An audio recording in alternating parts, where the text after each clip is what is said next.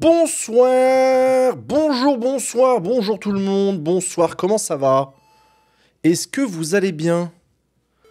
Bienvenue. Ah non, il y a des reflets sur le chat, attends.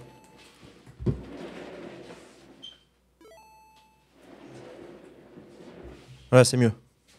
Hop. Zou. Bonsoir tout le monde, bonjour, bienvenue, comment ça va? Incroyable. Bonjour. Content de vous retrouver. Bon, je suis désolé, j'étais pas à Paris, j'étais dans le train quand ça s'est passé. J'étais en train de rentrer chez WAM, etc. Machin. Bon, de toute façon, on le savait. Mais voilà, c'est bon. Je suis de retour chez moi depuis à peu près 5 minutes. Et donc, live direct pour discuter avec vous de l'engagement par le gouvernement de Michel Barnier de l'article 49 alinéa 3 de la Constitution. Le gouvernement qui engage sa responsabilité sur le retour à l'Assemblée nationale du texte du projet de loi de financement de la sécurité sociale après une commission mixte paritaire conclusive. On s'en branle de tous ces détails. Ce qui compte, c'est que le gouvernement ouvre la possibilité pour les oppositions de déposer, débattre et éventuellement voter une motion de censure. Et la gauche jubile ce soir, puisque, à son grand soulagement, le Rassemblement national va voter sa motion de censure. C'est beau, c'est beau. C'est beau, une gauche qui gagne grâce à l'extrême droite, c'est beau. On va lire le texte de la motion de censure qui a été déposée, parce qu'elle a déjà été déposée. Hein. Les mecs, ils n'ont pas attendu. Hein. Ils ont fait non, vas-y, on envoie direct. Hein. Pas compliqué. Hein.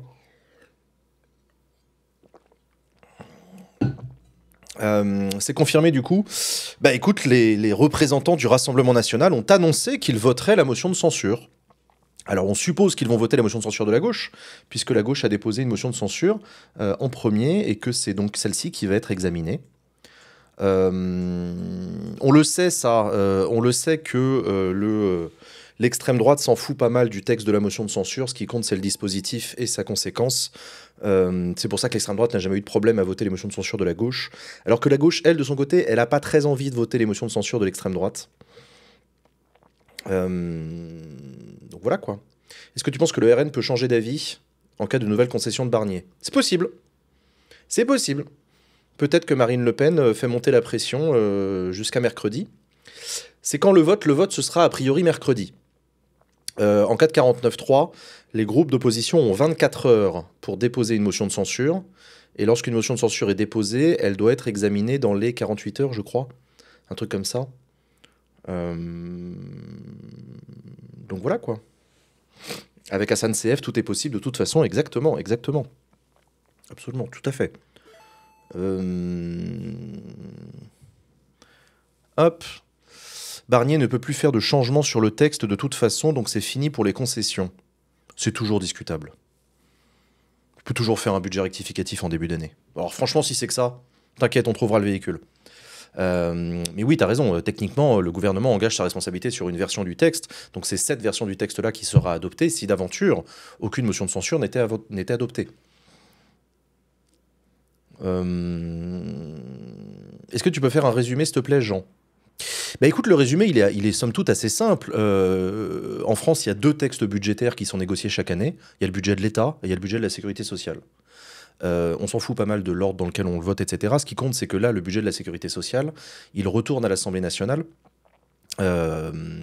Et il doit être adopté par l'Assemblée nationale. Sauf qu'il n'y a pas de majorité pour adopter ce texte-là, semble-t-il, puisque les élus du Rassemblement national ont demandé un certain nombre de concessions à Michel Barnier. Michel Barnier qui leur a accordé un certain nombre de choses jusqu'à ces dernières heures. Mais rien n'y est fait, et pour ne pas risquer le rejet du texte, et qu'on se retrouve sans budget de la Sécu, le gouvernement de Michel Barnier s'est retrouvé contraint et forcé d'engager sa responsabilité, comme on dit, ça veut dire d'utiliser l'article 49.3. L'article 49.3 a été dégainé cet après-midi par Michel Barnier. La procédure est donc la suivante. Dans les 24 heures qui viennent, il faut qu'il y ait un dépôt de motion de censure. C'est déjà fait. Et dans les jours qui suivent, on doit débattre et voter sur cette motion de censure. La suite du programme est la suivante. Si jamais aucune motion de censure n'est adoptée, c'est possible, hein, et ben le texte de loi est adopté. On a un budget pour la Sécu, tout va bien. Alors, tout va pas bien, parce que derrière, il y a le budget de l'État qui va revenir aussi. On verra. Mais si par contre la motion de censure est adoptée, ce qui risque fort d'arriver, alors le gouvernement de Michel Barnier sera contraint à la démission. Et ensuite, qu'est-ce que ça va faire? Ça va juste faire qu'on va retourner là où on était l'été dernier. C'est-à-dire on n'a pas de gouvernement. On n'a pas de gouvernement, on n'arrive pas à en former un.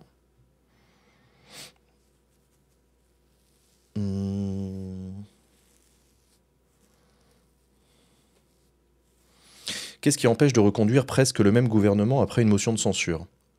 Alors, ce qu'il faut bien comprendre, c'est que un gouvernement sans assemblée, ça ne fait rien. C'est ça qu'on appelle un gouvernement technique. C'est un gouvernement qui ne peut pas engager de nouvelles réformes, qui n'a pas les moyens politiques des ambitions qu'il pourrait éventuellement avoir. Qu'est-ce que ça fait de renvoyer le même gouvernement devant une assemblée qui vient de le censurer? Il est juste sûr et certain de rien pouvoir faire, ce gouvernement. C'est pas un gouvernement en réalité, c'est des gens qui juste ils restent dans leur ministère et puis ils attendent en fait. Parce qu'ils peuvent rien faire, ils n'ont pas d'initiative. Ils peuvent faire des textes de gestion d'affaires courantes, etc. S'il y a des incendies, des trucs comme ça, ils peuvent prendre des décisions, mais fondamentalement, le gouvernement peut rien faire. C'est un peu, si tu veux, de manière un peu caricaturale, c'est comme si t'es licencié et mis à pied de ton poste et tu retournes au bureau le lendemain. Bah non, en fait, t'es viré, t'as été viré hier. Enfin, je veux dire, tu peux revenir t'asseoir derrière ton bureau, mais en fait, on va rien te laisser faire. On va plus te donner accès au log de l'entreprise, tu vas plus pouvoir participer aux réunions. Enfin, tu vois, c'est un peu absurde. Bah, c'est un peu la même situation, quoi. Un gouvernement démissionnaire, hein, voilà. Gouvernement démissionnaire, bon, bah voilà, il est plus gouvernement, enfin. Il fait ce qu'a fait le gouvernement Attal pendant quelques semaines. C'est-à-dire qu'il chauffe la place et il attend. Mais j'ai l'impression que peu importe le gouvernement qu'il y aura, il n'y a pas d'assemblée. C'est Emmanuel Macron qui est dans le chat. Mais oui, t'as raison. Non, mais t'as raison. Parce que tu résumes en un message tout le problème d'Emmanuel Macron. Qu'est-ce que vous voulez que je fais, moi, avec tout ce merdier là? Comment qu'on fait? Je peux pas, moi. Déjà, Michel Barnier, c'était pas facile, hein. Le mec, il a une majorité relative de 220 députés, c'est pas énorme. Heureusement, il y avait le RN qui disait ouais, vas-y, au nom de la stabilité des institutions, on va pas censurer. Heureusement, ce qui a permis de survivre quelques mois, mais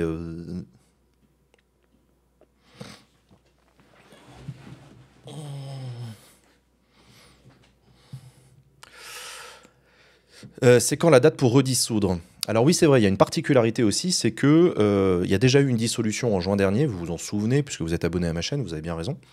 Il ne peut pas y avoir de nouvelles dissolutions dans l'année qui suit. Et là, on est au cours de cette année-là. Donc, il ne peut pas y avoir de dissolution. Emmanuel Macron n'a pas sa carte en main de la dissolution. Il ne peut pas. Il est obligé d'attendre un an, donc jusqu'à juin prochain, par définition. Donc voilà, donc tu as la date, c'est juin prochain.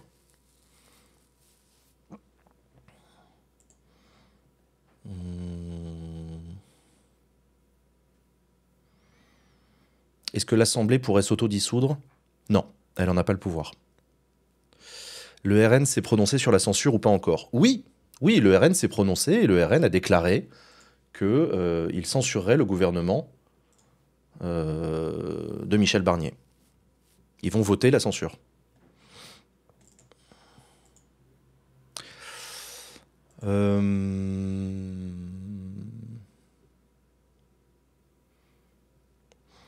Qu'est-ce qui se passe si le budget 2025 n'est pas voté? Alors là, on rentre dans des eaux troubles. On rentre dans des eaux troubles et dans des eaux rares. En même temps, j'ai envie de dire, on est déjà dans des eaux rares depuis la tripartition de l'Assemblée en juin dernier. Qu'est-ce qui se passe si le budget n'est pas voté? Il existe des techniques qui permettent d'éviter des shutdowns, notamment le recours à des ordonnances, la possibilité pour le gouvernement d'engager des crédits de dépenses sans autorisation avec une reconduction du budget de l'année précédente. Ça existe, mais c'est temporaire comme situation. On peut se retrouver dans une situation grave. Ce qu'il peut y avoir aussi comme problème, et ça c'est un certain nombre de personnes proches du gouvernement qui dénoncent le risque que ça fait courir pour la France, c'est que nos créanciers voient ça d'un mauvais œil. Les gens à qui on emprunte de l'argent tous les jours, car oui, on emprunte de l'argent tous les jours, ils peuvent commencer à se dire, dis donc, la France, on vous aime bien, mais là, c'est quand même très incertain ce qui est en train de se passer. Il n'y a pas de stabilité, on ne sait pas où ça va. Est-ce que tout ça sera financé? Comment est-ce que vous avez l'intention de nous le rembourser, l'argent qu'on vous prête? Et on peut donc se retrouver face à une augmentation des taux d'intérêt auxquels on emprunte de l'argent. Le drame ultime étant la crise de la dette souveraine. C'est déjà passé en 2008 pour un certain nombre de pays européens, dont la France, où là, ça s'envole carrément et plus personne n'a confiance en plus personne, et là, c'est grave. Euh,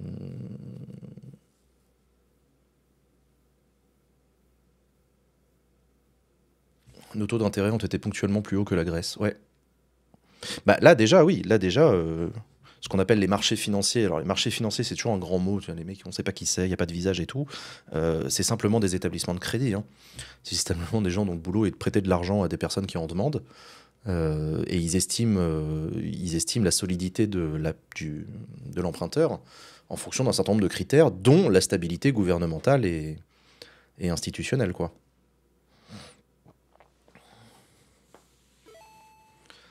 Euh, donc on verra, quoi. On verra. On verra si ça se produit, on verra si le budget est rejeté. On verra. Les taux d'intérêt de la Grèce sont largement revenus à la normale par rapport à 2008, faut arrêter de psychoter. Oui, bien sûr. Ah bah évidemment, oui, bien sûr. Bah, la Grèce, maintenant, il y a une stabilité, etc. Il y a eu quand même des réformes assez importantes qui ont été menées justement en 2008 en Grèce, qui lui permettent aujourd'hui, effectivement, d'emprunter de l'argent à des taux qui ressemblent à quelque chose, quoi. La France, pour ceux qui ne le savent pas, la France fait partie des très bons élèves. Voilà. Dans le marché des dettes souveraines, la dette française, c'est une dette qui est assez sûre. Les marchés financiers savent que la France, elle a ce qu'on appelle une signature qui a une valeur assez importante. La France, quand elle t'emprunte de l'argent, elle te le rend. Il n'y a pas de non, mais en fait, c'est compliqué, on a changé de gouvernement, alors tu comprends, et puis en fait, révolution, et puis en fait, dictature, et puis en fait, machin, junte militaire, et puis voilà. Bon. Il y a des pays qui, malheureusement, qui ont une très mauvaise note dans les instituts de notation parce que c'est pas sûr du tout, hein. Franchement, tu leur prêtes du pognon, t'es vraiment pas sûr de le retrouver, hein. Euh,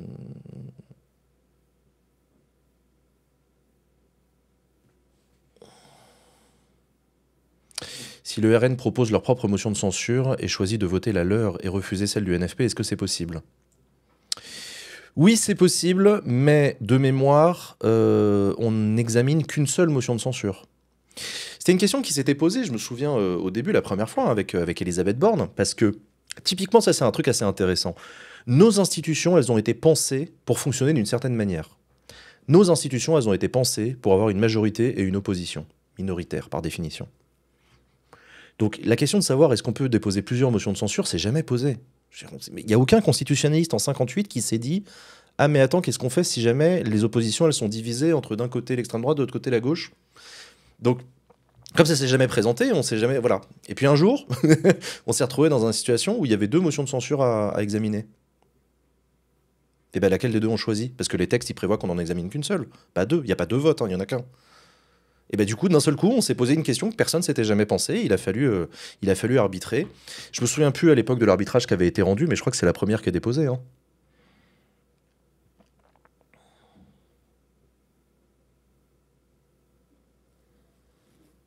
Hum. Ah, tirage au sort, vous avez raison. Attends, on n'est pas en train de confondre avec les motions de rejet? Excusez-nous, hein, c'est de la tambouille de l'Assemblée. On n'est pas en train de confondre avec les motions de rejet? Ou pareil, c'était posé la même question. S'il y a deux motions de rejet, on examine laquelle? C'est vraiment c'est le genre de truc. Mais c'est trop drôle parce que moi, quand j'étais étudiant en droit constitutionnel, tu m'aurais posé cette question-là à l'examen, je ne savais pas y répondre. Putain, moi, je sais pas. C'est pas prévu. Ça a jamais été prévu. Enfin, pourquoi il y en aurait deux? C'est débile. Il y aura jamais deux oppositions, vous êtes con ou quoi? Ça va? Eh, oh, ouais.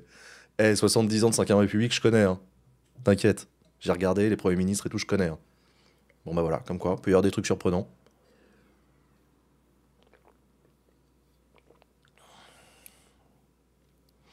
Il y en a eu deux pour Borne, si je me rappelle bien. Mais il y en a eu deux au même moment, parce que Borne, elle a fait plusieurs 49.3, hein, je vous rappelle. Borne, elle a utilisé le 49.3 à plusieurs reprises, donc peut-être qu'il y en avait eu un moment, c'était celle du RN, un autre moment, c'était celle du NFP. De la NUPES, pardon. À l'époque, ça s'appelait NUPES. Ils ont rename. Pas grave. En 2022, ils ont voté 2 fois de suite à la réforme de la retraite des motions de censure. Ok, le même jour, il y a eu 2 motions de censure examinées. Eh ben, il pourrait se repasser la même chose, là. Il pourrait se repasser la même chose, alors. Je vous avoue que je me souviens plus bien. Mais c'est possible, hein, c'est possible que, ok, 2 motions de censure examinées le même jour.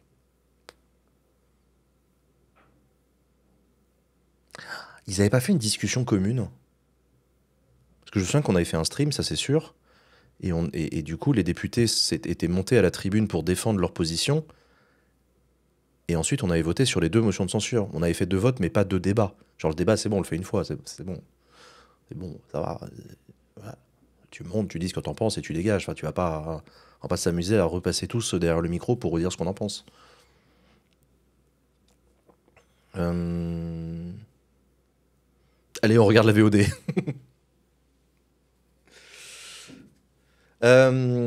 Alors, la motion de censure, qu'est-ce que c'est qu'une motion de censure? Qu'est-ce que c'est qu'une motion de censure? Une motion de censure, c'est un texte à la con. Mais vraiment, hein, c'est pas un... C'est un texte écrit sur Word par des petits malins qui savent écrire des trucs, qui consiste à dire voilà pourquoi on veut censurer le gouvernement. Quand je dis que c'est un texte à la con, c'est qu'il n'y a pas un dispositif dedans légistique. Quand on écrit la loi, c'est précis, les mots qu'on utilise et tout, il y a des débats importants, rappelez-vous l'IVG dans la Constitution. Voilà. Motion de censure, on s'en fout. Motion de censure, t'écris un texte, ça peut être 1 page, 2 pages, 20 pages, on s'en branle. C'est pas ça qui est important. Ce qui compte, c'est les raisons pour lesquelles tu veux censurer le gouvernement. La motion de censure de la gauche est donc la suivante, mesdames et messieurs, sous vos yeux ébaudis. Attends, il faut que je vire. Ça, voilà. Ah merde, non, attendez. J'ai pas le bon. Voilà, c'est plus mieux. Motion de censure présentée par Mathilde Panot, présidente du groupe de la France Insoumise, Boris Vallaud, président du groupe socialiste, Cyrielle Châtelain, présidente du groupe Écolo, et André Chassaigne, président du groupe communiste et Friends, et 181 de leurs collègues. Il y a littéralement l'ensemble des députés du nouveau Front Populaire qui ont signé la motion de censure, qui s'engagent donc à la voter par définition. Le Premier ministre, sans majorité à l'Assemblée nationale, a choisi de recourir aux dispositions de l'article 49 alinéa 3 de la Constitution pour imposer le projet de loi de financement de la sécurité sociale pour 2025 et ainsi forcer l'adoption du budget d'austérité qui affaiblira gravement notre protection sociale. À n'en pas douter, si ce gouvernement minoritaire n'est pas censuré dès maintenant, il continuera à imposer sa politique austéritaire en usant à nouveau du 49.3 sur les projets de loi de finances de fin de gestion, oui c'est vrai, pour 2024 et sur le projet de loi de finances pour 2025. Le projet de loi de finances de fin de gestion pour 2024, je crois que c'est le projet de loi de règlement. C'est pas un projet de loi très important, mais whatever. La diminution de plus de 62 milliards d'euros par an des recettes de l'État depuis l'élection d'Emmanuel Macron au profit des très grandes entreprises et des contribuables les plus fortunés a alimenté un déficit budgétaire record. Michel Barnier poursuit le dogmatisme des soutiens d'Emmanuel Macron qui refuse toute mesure de justice sociale. Michel Barnier fait donc le choix de l'austérité qui fait porter un risque important de récession ainsi que sur le front de l'emploi. De fait, les plans sociaux se multiplient et l'OFCE prévoit près de 150 000 suppressions d'emplois en 2025. Ceux qui ont envoyé le pays dans le mur demandent aujourd'hui aux Françaises et aux Français de payer la facture. Taxation des retraités par la désindexation partielle et différée des pensions de retraite, taxation des patients par la hausse du reste à charge sur les soins, taxation des apprentis, taxation du système de santé par 600 millions d'euros de coupes budgétaires supplémentaires. La réforme du barème des exonérations de cotisations sociales est réduite à peau de chagrin après avoir été sabordée par les députés du socle commun, entre guillemets, donc la courte majorité de Michel Barnier, pourtant censé soutenir le gouvernement Barnier. S'il était mis en œuvre, ce budget de la sécurité sociale aggraverait les difficultés que vivent les Françaises et les Français au quotidien. Fermeture des services d'urgence, pénurie de médicaments essentiels, désertification médicale, hausse du renoncement aux soins pour des raisons financières, EHPAD et hôpitaux publics à bout de souffle, dérive de la marchandisation du secteur des crèches. Le gouvernement et les députés qui le soutiennent sont restés obtus et dans la défense acharnée d'une politique pourtant sanctionnée dans les urnes. L'adoption d'amendements des groupes du Nouveau Front Populaire lors de l'examen du texte à l'Assemblée nationale a démontré qu'il était possible de trouver les ressources pour répondre aux besoins sociaux et de santé. Ce sont près de 17 milliards d'euros de recettes supplémentaires prélevées sur les plus riches qui ont été adoptés. Ça sont les amendements adoptés par le NFP pendant la discussion. Soit le montant du déficit des régimes obligatoires de la sécurité sociale prévu par le gouvernement pour l'année 2025. À aucun moment le gouvernement n'a pris en compte les votes de l'Assemblée et ouvert le chemin de la discussion. Il a balayé les amendements des groupes du nouveau Front populaire.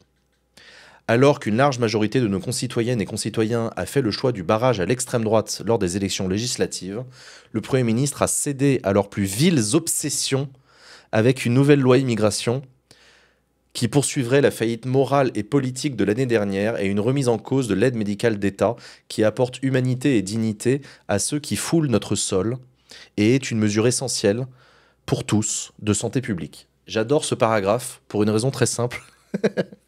C'est que quand tu veux que ta notion de censure elle soit votée par d'autres députés que les tiens, en général, t'essayes de mettre un peu les formes dans le texte pour amadouer un peu en mode vas-y c'est bon, j'écris un texte un peu large et générique, j'en fais pas des caisses, comme ça il est votable, personne ne se reniera en le votant, il n'y a rien dedans de machin et tout. Là les députés du NFP, comme ils savent très bien que le RN ils vont la voter, ils ont dit bah tu sais quoi, on va charger le RN comme des porcs, on va leur éclater la tronche dans un paragraphe, vas-y, votez ça les fachos. Voilà, on vous le met, hein, c'est écrit, hein. Vous êtes des fachos. Voilà, c'est du troll.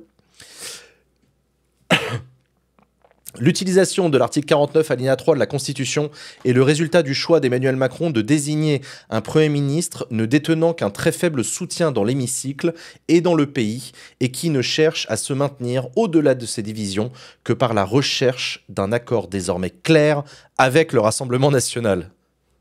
Il y en a un petit peu plus, je te le mets quand même.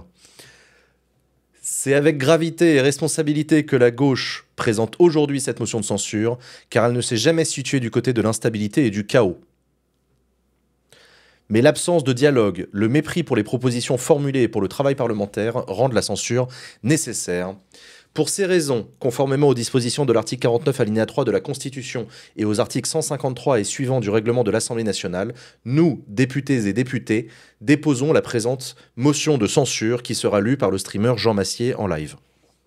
Voilà la motion de censure déposée par les députés du nouveau Front populaire, qui l'ont tous signée. Le nouveau Front populaire montre son unité dans cette motion de censure. Et maintenant, charge à Marine Le Pen de la voter. Elle a d'ores et déjà dit qu'elle le ferait.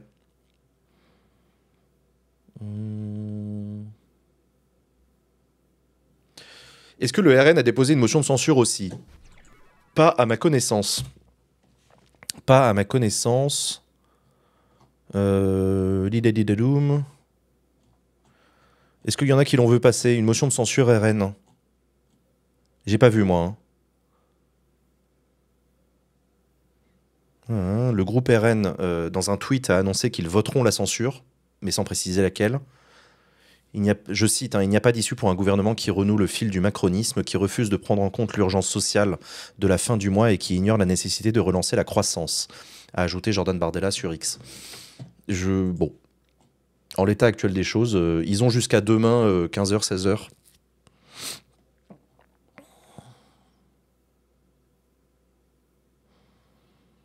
Ils vont attendre la dernière minute. Peut-être. Hein.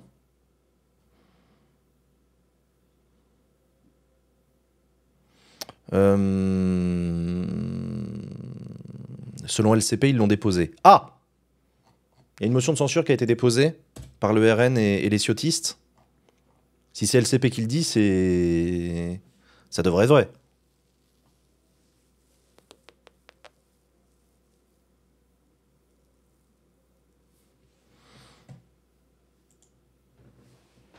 Hop. Quand est-ce que ce sera voté? Normalement, mercredi. Si on lit la Constitution...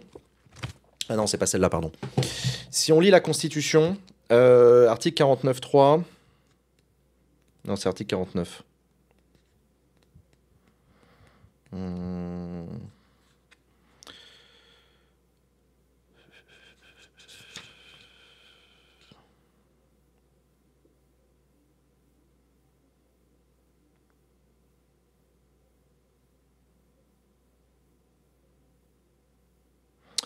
Dans le cas prévu de l'alinéa nationale, un député peut être signataire de plus de 3 motions de censure au cours d'une même session. D'accord. Le Premier ministre peut, après délibération, en Conseil des ministres, engager la responsabilité du gouvernement sur un projet de loi de finances. Dans ce cas, le projet est considéré comme adopté.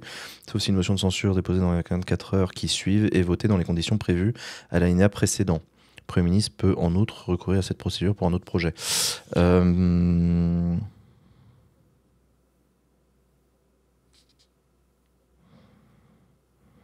Le vote ne peut avoir lieu que 48 heures après son dépôt. Voilà. 48 heures après le dépôt de la motion. Vote de la motion. Il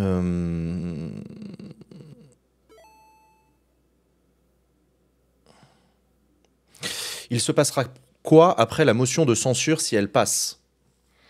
Si la motion de censure passe, le Premier ministre remet sa démission au président de la République, qui peut l'accepter ou la refuser. Mais dans les deux cas, je vous rappelle que le principe d'une motion de censure, c'est que le Premier ministre n'a absolument plus les moyens de gouverner. Encore que...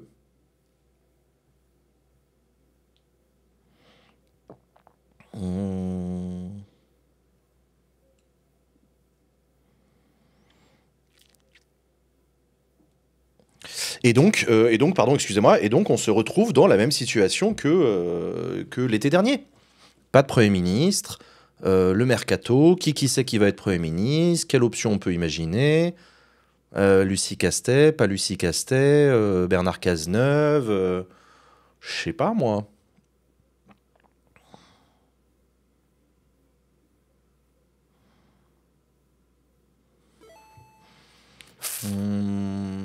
Et cette fois-ci, la crédibilité de l'article 16. Alors, l'article 16 de la Constitution, c'est un article qui fait beaucoup fantasmer, c'est normal. L'article 16 de la Constitution, pour ceux qui ne connaissent pas, c'est un article dit des pouvoirs exceptionnels. C'est un article assez mal écrit qui prévoit que, quand les circonstances l'imposent, le président de la République peut prendre toutes les décisions qui s'imposent. Je voulais résumer de manière un peu vulgaire, mais c'est pas loin d'être ça. C'est un article qui prévoit que le président de la République peut prendre des décisions en cas de crise majeure, des décisions qui ont vocation à permettre au pouvoir public constitutionnel de fonctionner normalement. L'article 49, c'est un article qui a été écrit avec à l'esprit des exemples. Et il y en a deux des exemples.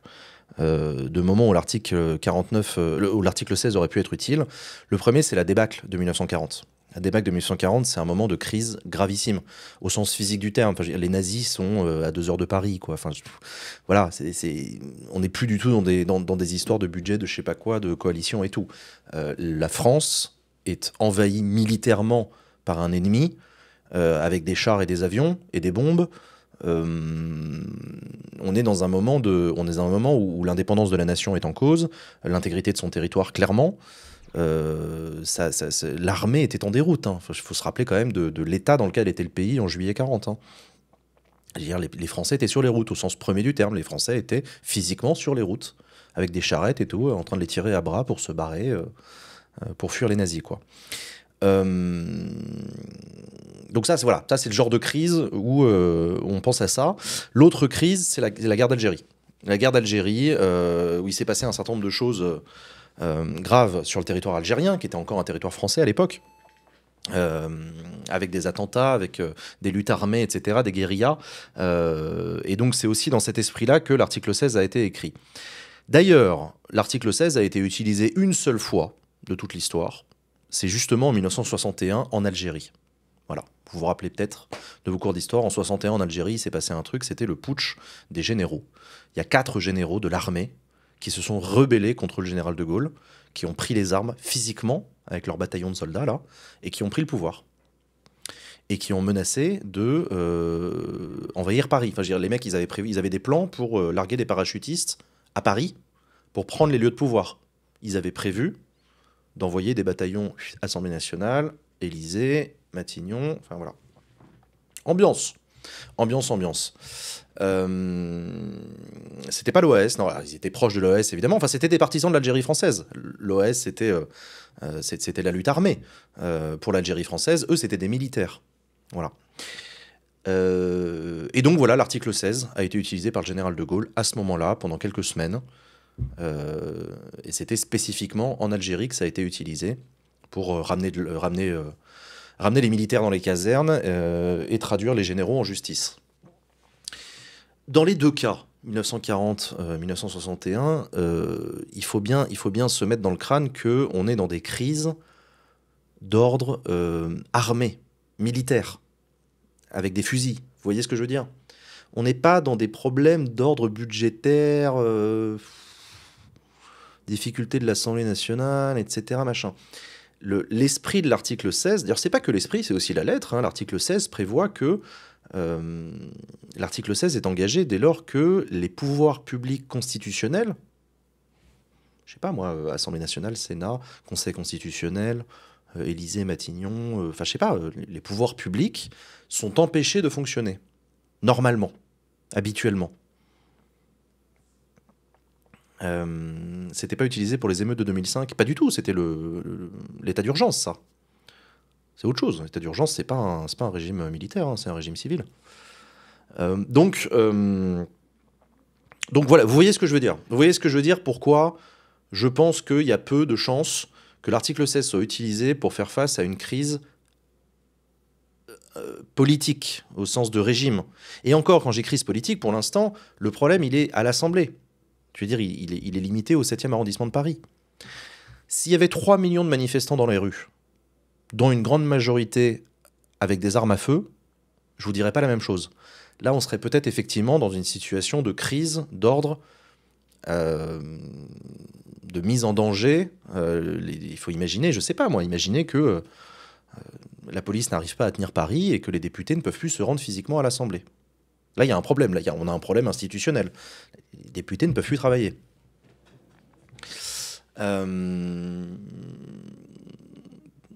Donc voilà pourquoi moi j'y crois pas. L'article 16, c'est pas voilà. D'ailleurs, d'un certain point de vue, est-ce qu'on peut dire que les pouvoirs publics constitutionnels ne fonctionnent pas? Moi, je suis pas d'accord. L'Assemblée nationale, elle fonctionne. Je dis pas que ce qu'elle vote, j'en suis d'accord avec. Hein. Je dis pas que c'est stable, je dis pas que c'est durable, mais fonctionnellement, les députés, ils votent des trucs, genre des motions de censure, ils votent des amendements, enfin je veux dire, ça fonctionne. On peut pas dire qu'on est dans un moment de crise majeure du fonctionnement des institutions. Ça, je suis pas d'accord.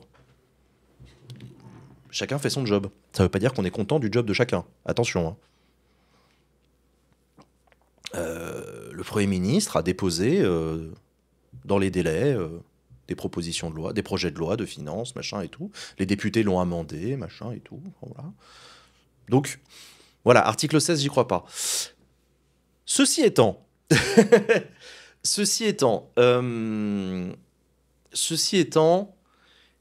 j'ai lu un article que j'ai trouvé intéressant où, bon, en ce moment, vous vous en doutez, il y a quand même un paquet de professeurs de droit public qui sont en train de s'arracher les cheveux pour lire l'avenir dans des mares de café. J'ai vu un professeur de droit public qui dit que si on arrive à un point de blocage tel qu'au 31 décembre, on n'a toujours pas de budget, qu'il y a une incertitude sur la capacité de la France à payer les salaires des fonctionnaires au 1er janvier, alors on pourrait se retrouver dans une situation où la France risque de ne plus être en mesure de respecter ses engagements, internationaux notamment. En gros, nos militaires, quoi. Enfin, voilà. Voilà. Là, on a un problème. Et là, potentiellement, oui, le président de la République pourrait être amené à prendre des décisions d'urgence absolue pour débloquer des crédits pour payer les militaires. Voilà. On pourrait imaginer qu'effectivement, l'incapacité d'un État à remplir ses engagements internationaux, c'est une crise de type article 16.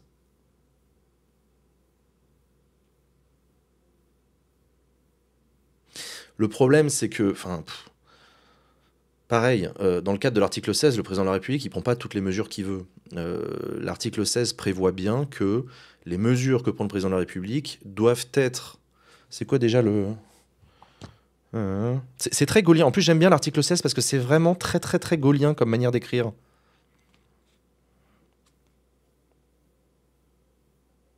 Le président de la République prend les mesures exigées par ces circonstances. Ça, c'est typiquement De Gaulle qui dit ça. Il y a des circonstances. Déjà, De Gaulle adorait ce mot. Il y a des circonstances. Elles exigent des mesures. Bah, faut les prendre. Bah, c'est comme ça. C'est la France éternelle. C'est la grandeur. C'est au-dessus. C'est la ménagère.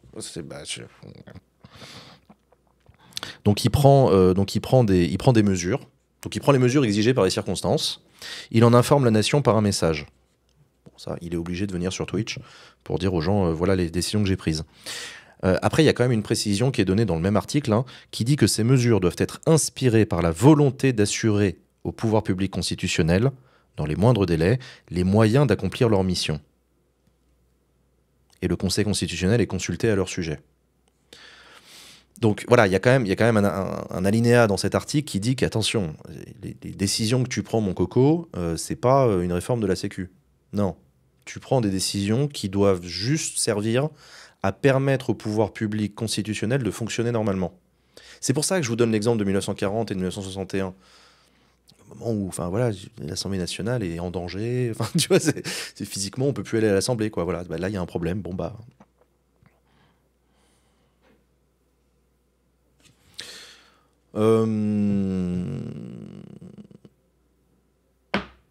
Qui contrôle le pouvoir en question? C'est le Conseil constitue. C'est le Conseil constitue qui est saisi et qui doit se prononcer obligatoirement.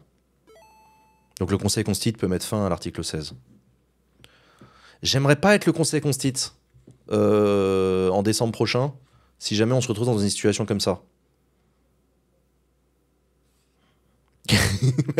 Peut-être devoir faire une interprétation extensive dans des conditions un peu dégueulasses d'un article dont personne ne veut.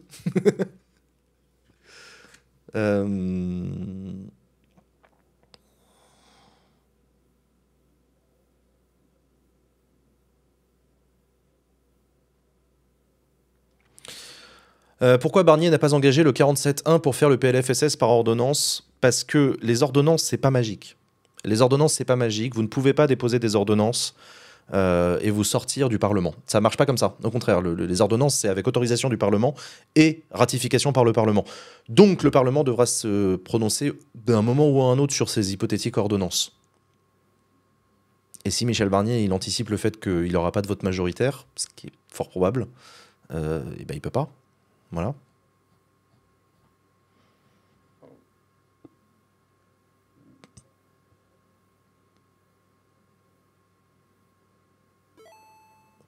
En plus de ça, le Conseil d'État peut opérer un contrôle juridictionnel concernant les actes de nature réglementaire pris par le président de la République. Oui, c'est vrai. Oui, c'est vrai. Après, bon, pour le coup, l'article 16 prévoit lui-même un mécanisme de contrôle par le Conseil constitue. C'est pour ça que j'en parle.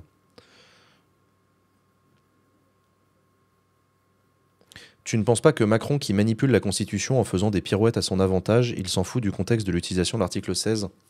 Où est-ce que tu as vu que Macron, il manipulait la Constitution en faisant des pirouettes à son avantage? Macron, il préside la République comme tous ses prédécesseurs. Hein. C'est-à-dire qu'il...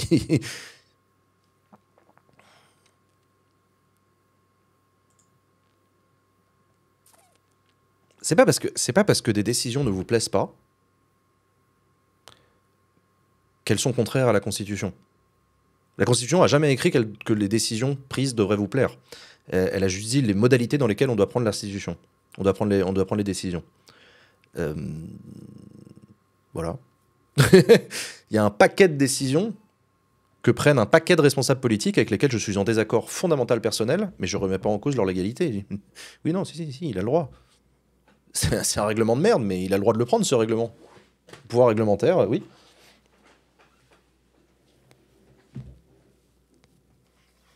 Full 49.3, merci l'institution. Meilleur exemple, le 49.3. Meilleur exemple, le 49.3. Le 49.3, vous détestez ça aujourd'hui.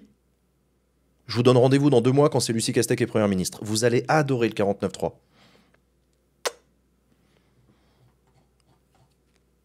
Normal, hein. C'est normal.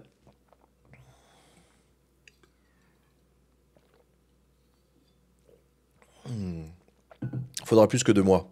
Je sais pas. Ça pourrait venir vite, hein.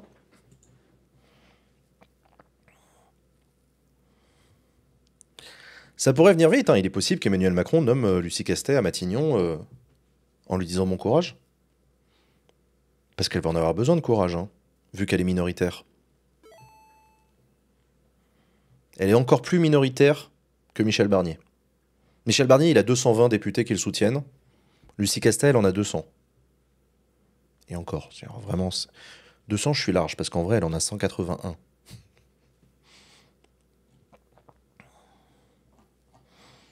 Euh...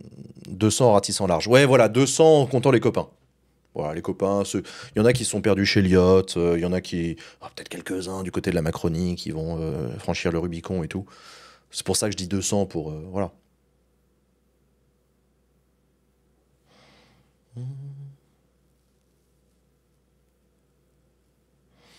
Donc l'article 16 est légal, il pourrait l'utiliser, c'est bien ce qu'on dit. Non, parce que l'article 16, il prévoit des conditions. Il ne peut pas être utilisé n'importe comment. C'est pour ça que moi je vous dis que je ne suis pas convaincu que les conditions prévues par l'article 16 soient réunies aujourd'hui. Et à titre personnel, je ne pense pas.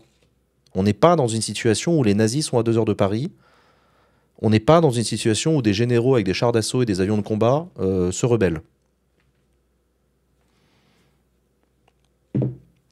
J'ai juste vu un professeur de droit public qui a estimé que, éventuellement, en étendant vachement l'article 16, on peut estimer que le président de la République va décider des crédits, quoi. Ça va.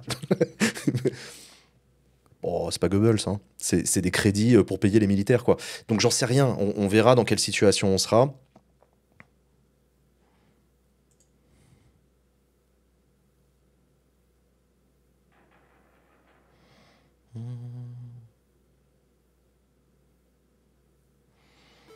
Il peut pas instrumentaliser la menace Poutine pour déclencher l'article 16?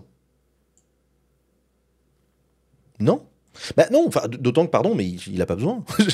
Emmanuel Macron, il est chef des armées, hein. Si Emmanuel Macron estime que les engagements internationaux de la France sont mis en danger et qu'il doit engager les troupes, il peut prendre la décision.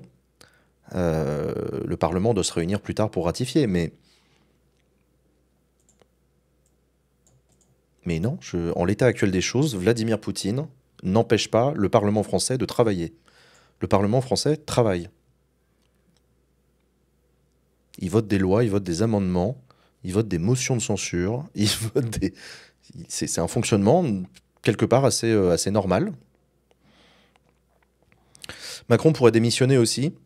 Emmanuel Macron pourrait présenter sa démission. Effectivement, le chef de l'État pourrait estimer qu'une situation de blocage politique inextricable appellerait à une solution radicale qui consisterait à demander aux Français de se prononcer dans les urnes.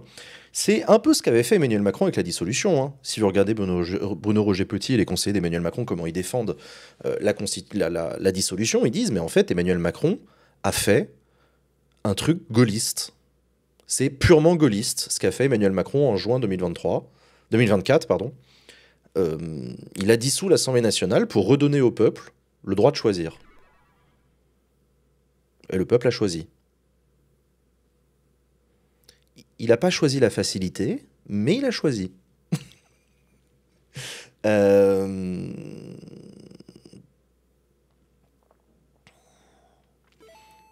Gaulle avait... il n'y a qu'un seul président de la République qui a démissionné, je vous rappelle, c'est De Gaulle.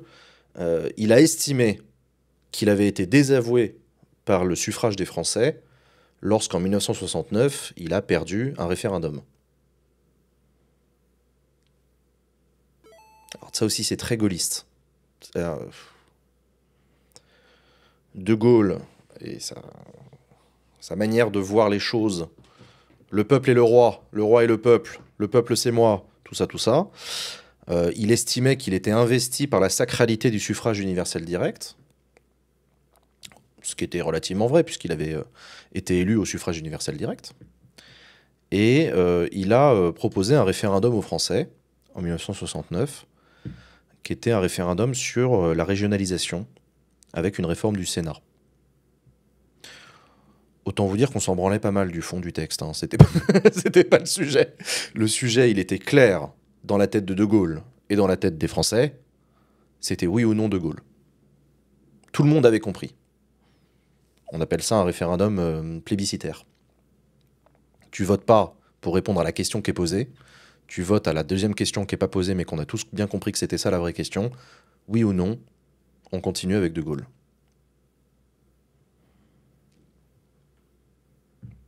Et là, les Français qui venaient de lui donner une large majorité aux législatives, ils ont voté non. Ils ont voté non.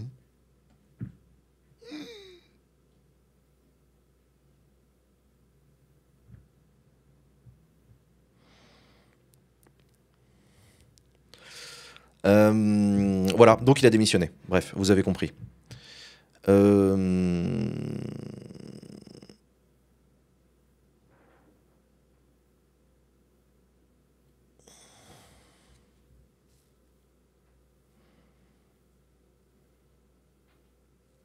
Est-ce que c'est possible un gouvernement PS plus centre avec soutien sans participation de LR et du reste du NFP hors LFI? J'y crois pas une seconde. J'y crois pas une seconde, mais puisque vous le demandez sous vos yeux ébaudis, nous allons retourner sur le simulateur de coalition. Alors tu m'as dit quoi? Socialiste, Ensemble, Horizon, Modem.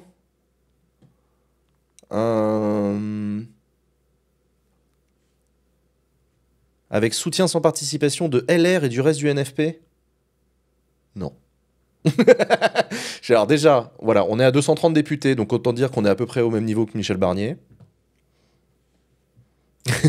Et en plus, l'idée que LR et les communistes acceptent de soutenir un gouvernement.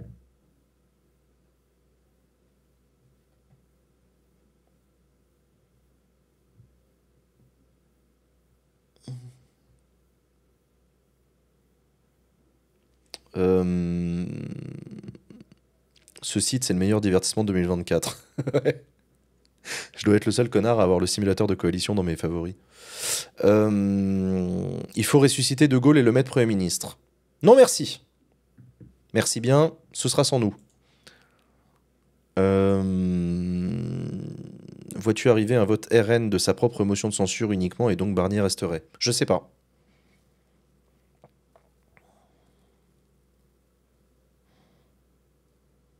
De Gaulle est mort? Non, non, non, non, non, non, non, De Gaulle est pas mort. De Gaulle est bien vivant dans nos cœurs. Euh...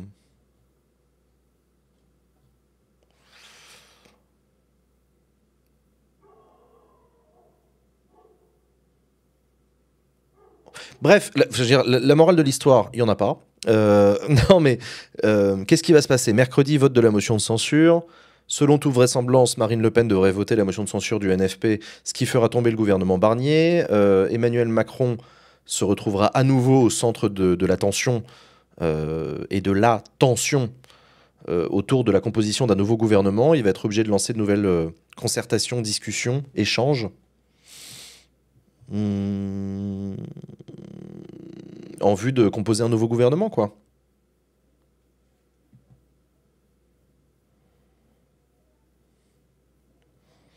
Avec les apparitions de Dominique de Villepin, est-ce que c'est possible de le voir à Matignon de nouveau dans le futur? Non. Dominique de Villepin n'est actuellement dans aucun mouvement politique, il n'est soutenu par absolument zéro député. Voilà, Dominique de Villepin, sa vie politique est derrière lui. Il n'y a pas... Par ailleurs, je ne vois pas une volonté d'un retour au chiracisme dans les urnes. Enfin, je veux dire, il y a de l'eau qui a coulé sous les ponts depuis... Dominique de Villepin, il était Premier ministre en 2005, hein, je vous rappelle. Enfin, bon, c'était il y a 20 ans. Il y a de l'eau qui a coulé sous les ponts. Le macronisme est né. La France insoumise est née. Le Rassemblement national a multiplié par je ne sais pas combien de milliards son score. Est devenu une force centrale, pour ne pas dire la première force politique du pays. Bon, voilà, le monde a changé. Je vois pas pourquoi Dominique de Villepin... non.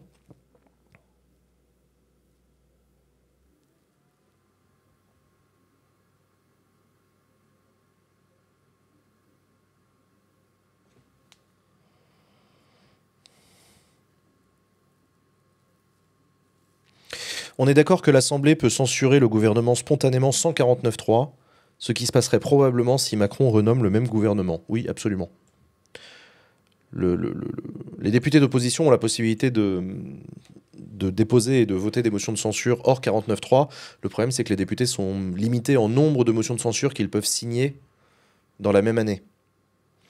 Donc on ne peut pas en avoir... En fait, pour le dire autrement, on ne peut pas y en avoir tous les 4 matins des motions de censure.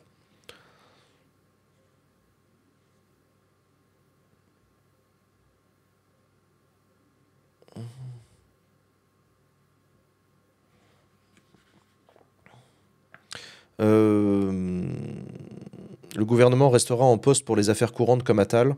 Il y a de fortes chances, oui, il y a de fortes chances.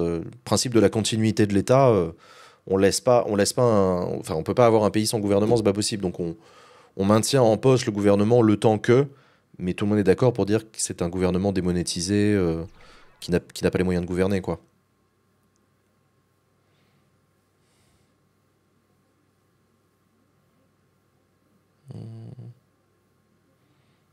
Refaire une présidentielle, bah oui, effectivement, enfin on peut. Si Emmanuel Macron estime que c'est lui le blocage qui empêche de trouver une solution, il peut proposer sa démission, ce qui permettra aux Français de voter pour un nouveau ou une nouvelle présidente de la République. Ceci étant, je vous rappelle quand même qu'un nouveau président de la République ne pourrait pas dissoudre avant juin prochain, donc il se retrouverait dans le même problème qu'Emmanuel Macron.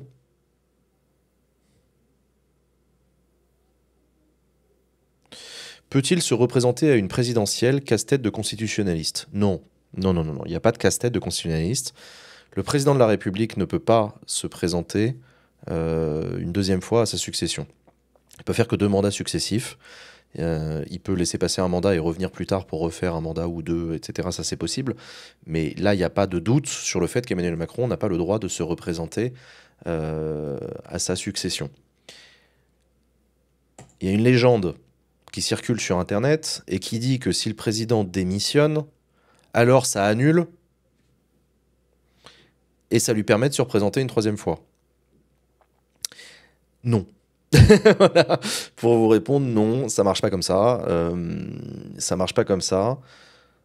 Le truc, en fait, le problème, je vais vous dire d'où vient le problème. Le problème, c'est que une des personnes qui a parlé de ce scénario, c'est pas un blogueur isolé un peu taré qui fait des plans sur la comète, c'est Jean-Jacques Urvoas. Jean-Jacques Urvoas est un ancien ministre socialiste de la Justice. C'est un homme respecté, c'est un homme écouté, objectivement, hein, c'est un mec respecté, qui dit pas des conneries et qui sait de quoi il parle. Et Jean-Jacques Urvoas a écrit, de mémoire, c'était une note de blog, dans laquelle il analysait, il rebondissait sur une jurisprudence du Conseil d'État qui avait autorisé le président de la Polynésie française à se présenter une 3e fois. Dans des cas à peu près similaires. Dans un cas à peu près similaire. Et Jean-Jacques Urvoas, dans un travail de droit, de réflexion, de doctrine juridique, avait extrapolé en disant on pourrait potentiellement appliquer cette nouvelle vision proposée par le Conseil d'État et l'appliquer au président de la République, qui dès lors pourrait éventuellement se présenter une 3e fois, etc. Et de ce travail de réflexion de Jean-Jacques Urvoas est partie une espèce de légende sur Internet en mode ouais, en fait, finalement, le Conseil d'État dit que le président peut se présenter une 3e fois. Il n'a jamais dit ça, le Conseil d'État. La Polynésie, la France, pas tout à fait pareil, pas les mêmes règles, pas écrit de la même manière, contexte différent. Voilà. Quand on fait du droit, on apprend à faire ce travail intellectuel. Il y a des choses qu'on peut faire et des choses qu'on peut pas faire. Et ce type d'extrapolation, non. Ça ne marche pas comme ça. Enfin, ça s'appelle du droit spéculatif. C'est rigolo en soirée. Enfin, en soirée. Dans mes soirées de juriste à moi. Hein. Parce que du coup, ça permet d'imaginer des trucs. Mais dans la vraie vie du monde réel, ça marche pas, ça existe pas, ça fonctionne pas comme ça.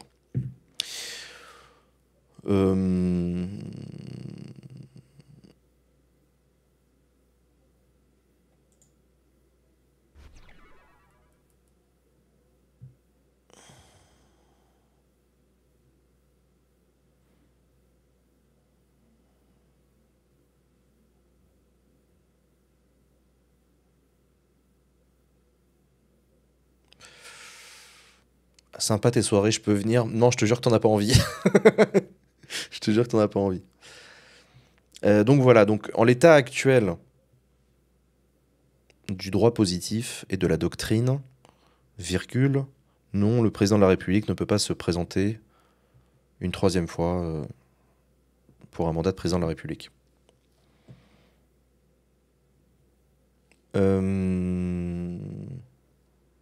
S'il démissionne, le cycle de 5 ans commence à partir des prochaines élections. Oui, absolument. Ça va foutre le bordel dans nos têtes, hein. Parce que pour l'instant, on était sur 2-7. Tu sais 2012, 2017, 2022, 2027, 2032, 2037, 2042, 2047. Moi, dans ma tête, c'était bien rangé, ok? J'avais mes présidentielles comme ça. J'arrivais à dormir le soir. Mais là, si Macron démissionne et qu'on fait des présidentielles en 2025, ah bah ce sera mieux. Ça fera 2025, 2030, 2035, 2040, 2045. Ah non, ce serait bien. En vrai, ce serait bien. Non, ce serait bien. Moi, je, moi, je vote pour une synchronisation du calendrier présidentiel de type naturel.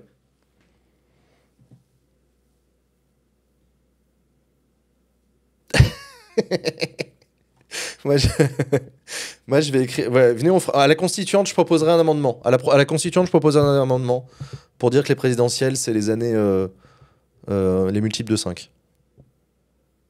Et uniquement les multiples de 5. Non, moi, il y a un truc que je veux mettre dans la Constitution. Alors, c'est un peu compliqué parce qu'il faut aussi le mettre dans la Constitution allemande et tout. Mais moi, je voudrais qu'on synchronise les élections entre la France, l'Allemagne, l'Italie, l'Espagne et tous les pays européens qui le veulent. Et j'ai pas dit qu'on allait faire voter les uns pour les autres. Non, non, non, non. Chaque pays reste souverain chez lui, ça, il n'y a pas de problème. Tu fais ta présidentielle, je fais la mienne, enfin, chacun de son côté, avec ses candidats, ses partis et tout, il n'y a pas de problème. Non, non, non. C'est juste que la date du vote est à peu près la même dans tous les pays. Voire même la même dans tous les pays. C'est pas dangereux? Pourquoi ce serait dangereux? Au contraire. Parce que le problème, c'est que t'as des, t'as des personnes qui sont élues dans un pays et qui ont donc un pouvoir d'initiative important, puisqu'ils viennent d'être élus, et qui se retrouvent à discuter avec un chancelier allemand qui est en fin de mandat, qui peut plus rien faire parce qu'il n'y a plus de majorité. Et vice-versa. En vrai, ça donnerait une respiration démocratique. Je suis très sérieux, hein. Ça donnerait une respiration démocratique et un rythme à toute l'Europe. Ça veut pas dire qu'on serait d'accord et qu'on voterait pour les mêmes personnes, hein. T'aurais toujours Mélanie, Schulz, etc. Scholz, pardon, etc. Ça change pas. Mais au moins, en termes de tempo,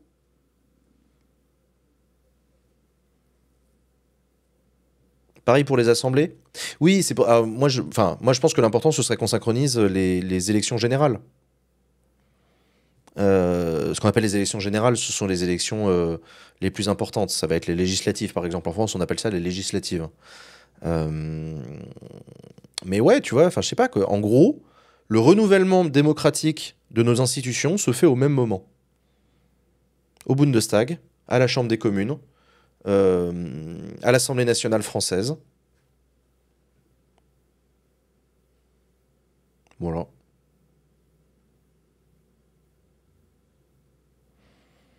Si le président démissionne, dans ton idée, on fait comment? Vas-y, t'es chiant. Je sais pas, moi. Je sais pas, moi. Moi, je donne des idées, là. Vous posez des questions et tout. Moi, j'étais bien, là. J'étais dans mon truc et tout.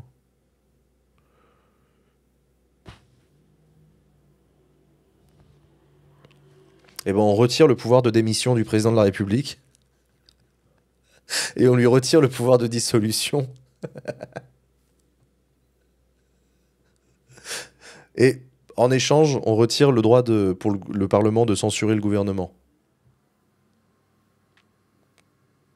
Et s'il meurt, eh ben, s'il meurt, on fait comme en Corée du Nord, on met son fils. On dit, vas-y, c'est bon, son esprit règne. Ce qui compte, c'est pas le corps. Le corps, c'est bassement matériel. Ce qui compte, c'est l'esprit, c'est l'âme.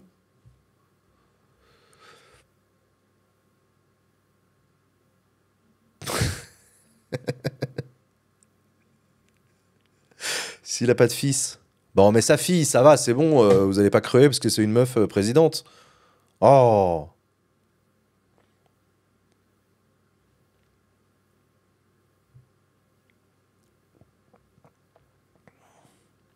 Qu'est-ce que tu penses du scénario article 16 de la Constitution? J'en ai longuement parlé tout à l'heure. Je pense qu'à ce stade, il est hautement improbable qu'un article 16 soit utilisé. L'article 16, il sert pas à ça. Il a des conditions quand même assez précises d'utilisation. Et on n'est pas dans une situation article 16. Voilà.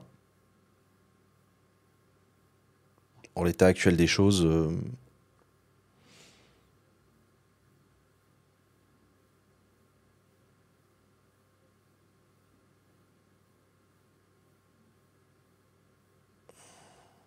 ça vient de Gaulle, le fait que les référendums soient transformés en vote pour ou contre le président en exercice. Alors oui, oui en grande partie. En fait, c'était la pratique gaulliste du référendum. C'était assez assumé pour les gaullistes que dès lors qu'un référendum est proposé par le président de la République, les Français, lorsqu'ils votent oui, renforcent le président de la République. C'est vraiment l'idée qu'il y a derrière ça, et c'est le principe qu'on appelle plébiscitaire du référendum. Et il a été pratiqué comme ça à peu près tout le temps. Ça s'est arrêté en 2005 avec le référendum sur le traité constitutionnel européen, où le président de la République, Jacques Chirac, s'était investi dans la campagne du oui, et c'est le non qu'il a emporté. Jacques Chirac, à l'issue de ce référendum, a décidé de ne pas démissionner de son mandat de président de la République, en estimant qu'il fallait décorréler l'objet de la question, qui était le traité constitutionnel européen, et la présidence de la République pour laquelle il avait été élu en 2002. De toutes les manières, en 2005, comment dire, tout le monde savait que l'avenir politique de Jacques Chirac était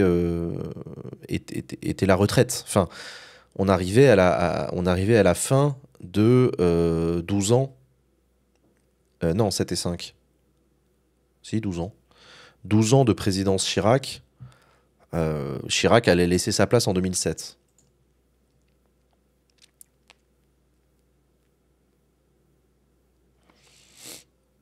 Et au final, on est dans l'UE-MDR. Alors non, l'Union européenne, on est dedans depuis 1957. Enfin, ça c'était les communautés économiques européennes. On est dans l'Union européenne depuis 1992. 1992, c'est l'année de naissance de l'Union européenne par le traité de Maastricht.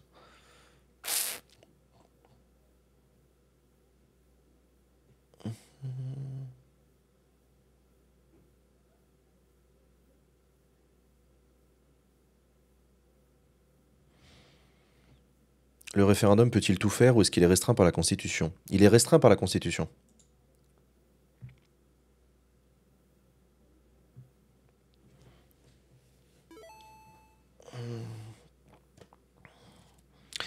Le pouvoir de référendum, il y a deux articles dans la Constitution qui prévoient le droit le référendum, c'est l'article 11 et l'article 89.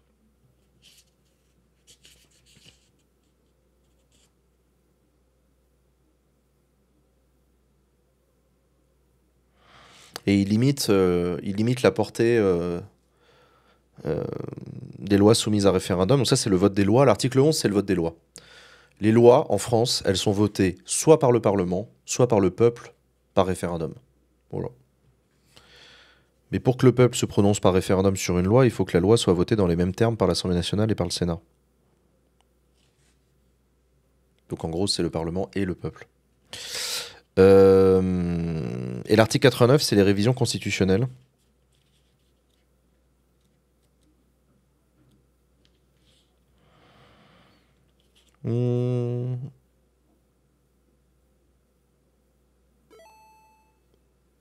Et là, c'est la même chose. L'Assemblée doit voter dans les mêmes termes.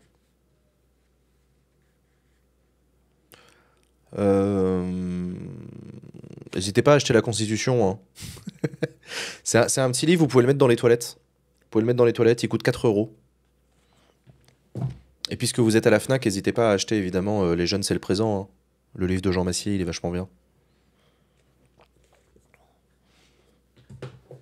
Hop.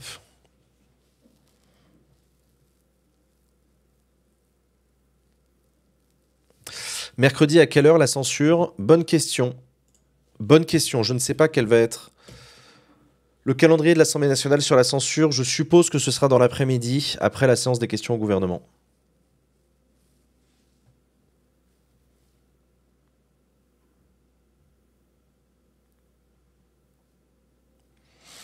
C'est toi qui l'as trouvé, le titre de ton livre? Les jeunes, c'est le présent avec l'avenir barré. Ouais, c'est moi qui ai trouvé ce titre. Alors non seulement je l'ai trouvé, mais il y a une... Enfin, quand j'étais militant dans l'associatif, il y a 15 ans, il y a une photo de moi où je suis avec une pancarte sur laquelle il y a écrit ça. C'était un slogan que j'avais écrit il y a 15 ans.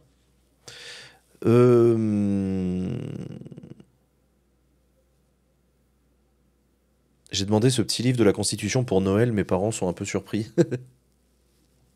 Énorme. Du coup, c'est fini pour le gouvernement? Très probablement, oui. Le gouvernement de Michel Barnier, à mon avis, ils sont en train de faire leur carton là. Je sais même pas s'ils avaient eu le temps de défaire leur carton, hein, parce qu'ils sont arrivés il y a quand même très peu de temps. On est dans une période d'instabilité gouvernementale très forte. Instabilité politique au sens large, hein, parce que c'est aussi le cas pour, c'est aussi le cas pour l'Assemblée. Attends, je vérifie un truc. Ouais.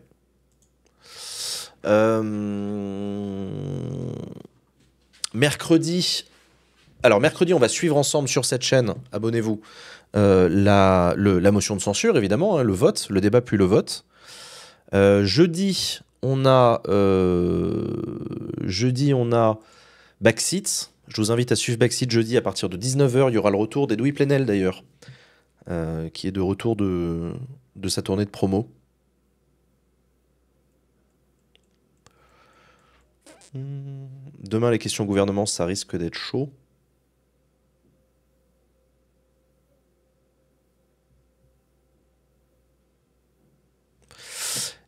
Et d'ailleurs, demain matin à 8h, je serai sur Move.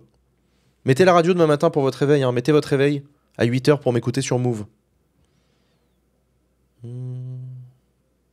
Ce gouvernement est resté moins de temps qu'il a fallu pour le nommer, non? C'est une bonne question. Faut calculer. Je suis pas sûr.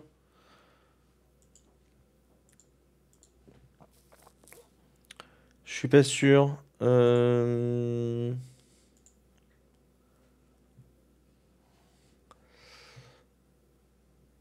On a eu juillet, août. Il a été nommé mi-septembre, donc 2 mois et demi. Et il a duré 3 mois.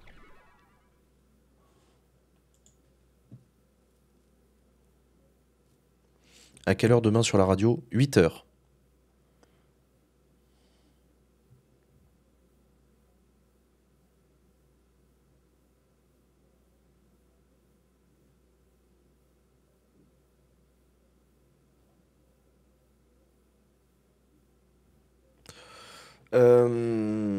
Record du Premier ministre le plus court. Ça, c'est vrai. Ça, c'est vrai, ouais, ouais. Ce serait le Premier ministre le plus court de l'histoire de la 5e. Toujours plus long que Liz Truss en Angleterre. C'est pas compliqué hein, de faire plus long que Liz Truss. Hein. C'est plus long que Gabriel Attal ou pas? Ah bah oui, Gabriel Attal, il était de janvier à juin. Enfin non, de janvier à septembre.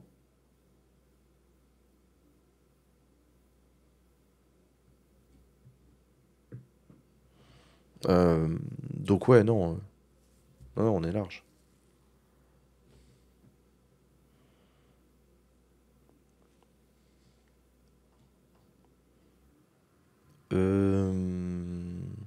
Du coup, on reprend Attal? Ouais.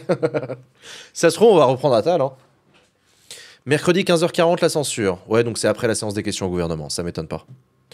Et bah, chers amis, vous notez dans votre agenda, on se donne rendez-vous mercredi à 15h40 pour la séance des questions au gouvernement. Non, on se donne rendez-vous à 13h pour la séance des questions au gouvernement. Puis, on suivra ensemble la motion de censure. C'est le programme de notre semaine. Demain, les questions au gouvernement. Demain, les questions au gouvernement.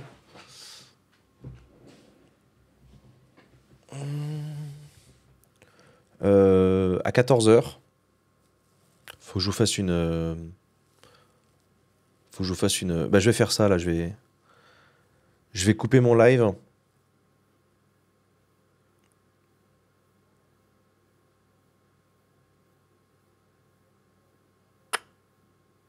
Ouais, faut que j'y aille. Merci les copains d'avoir été là. Très content d'avoir pu discuter avec vous de cette news du jour. Restez connectés sur la chaîne toute la semaine parce qu'il va y en avoir d'autres des news. On va suivre ça en direct. Merci les amis, c'était chouette. Je vous souhaite une bonne soirée. Je vous dis à tout bientôt. Ciao, bye bye. Salut tout le monde.